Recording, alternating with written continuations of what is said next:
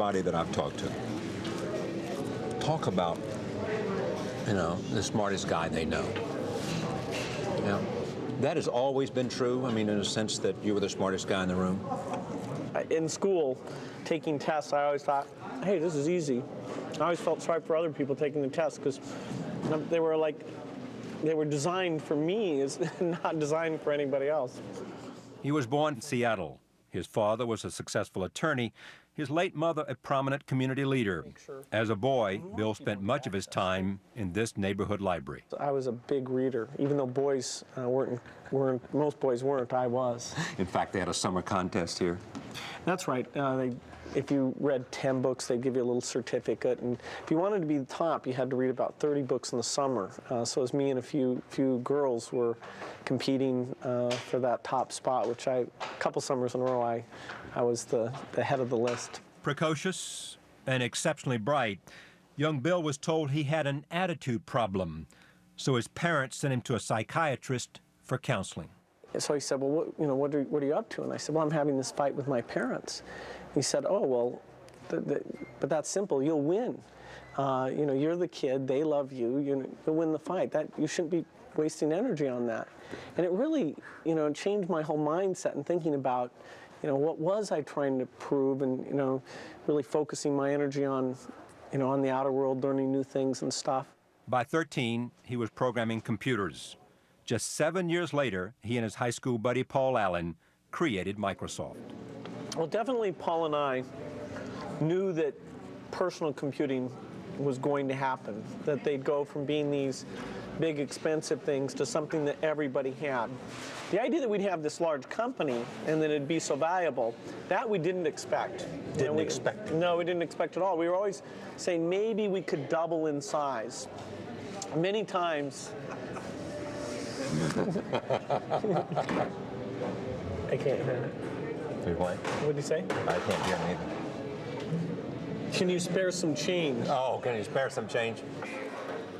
He sure can. What's the difference in 5 billion and 100 billion? I know it's 95 billion. A lot of cheeseburgers, let me tell you. He says it's not money that motivates him, and the people who know him best agree. Fellow billionaire Warren Buffett is one of his closest friends. Well, he's obviously terrifically bright, and he not only understands his own business well, but he understands any business well. If I start talking to him about running popcorn stands, I mean, 5 minutes into it, he'll be instructing me how to run a popcorn stand, and that'll be the proper relationship. Beyond this businessman, beyond these billions, beyond this success, he is what? He's everything else you said he is too. I mean, he's an incredible business intellect and all of that. But there's a lot of little playful little boy in him. Playfulness isn't something you'd normally associate with Bill Gates, but take a look at this.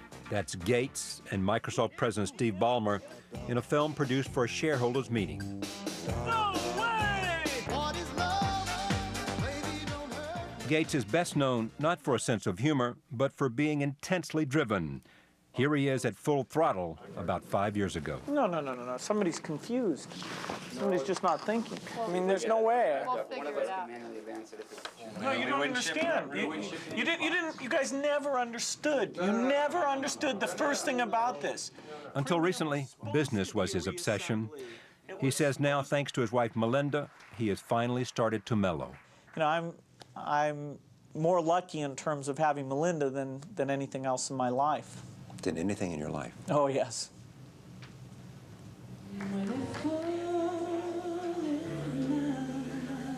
Melinda French was an executive at Microsoft when they met. They were married on New Year's Day, 1994. Biggest misconception about you? You read it and you say they're dead wrong. There was one that really bothered me where a guy wrote a story saying that I had a prenuptial agreement with Melinda.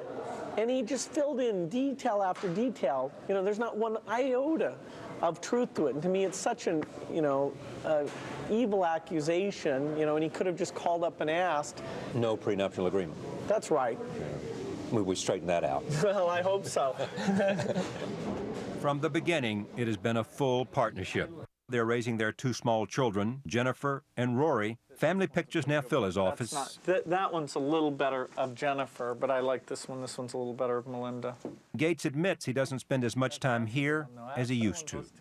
You know, I'm sure the 20-year-old Bill Gates would look at the 43-year-old Bill Gates and say, hey, you're just not hardcore. You know, you're just not tough. Go home earlier than you used to? I do. Home is one of the most extravagant residences ever built, but it is also one of the most private. He doesn't let anyone film there. Some say it cost you $75 million. Too low? No, I suppose if you include all the furniture and art and everything, you could get a pretty big number, but we didn't. It's not 75 million.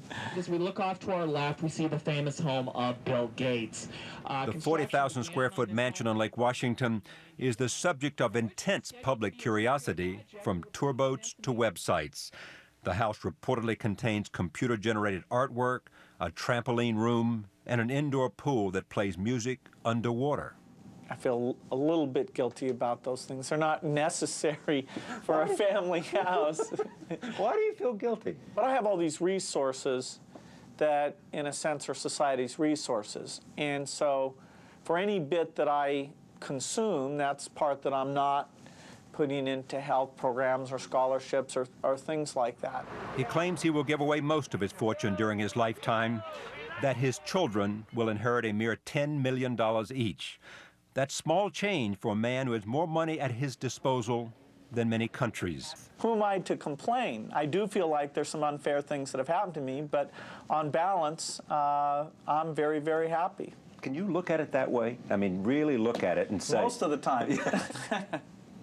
In November 1999, Judge Thomas Penfield Jackson issued his initial findings of fact, which stated that Microsoft held monopoly power and used it to harm consumers, rivals, and other companies. Microsoft appealed that ruling. In November 2001, 2 years after Judge Jackson's monopoly ruling, the U.S. Department of Justice and Microsoft reached an agreement to settle the case. As for Bill Gates, the man at the forefront of the personal computer revolution, he is now a full-time philanthropist.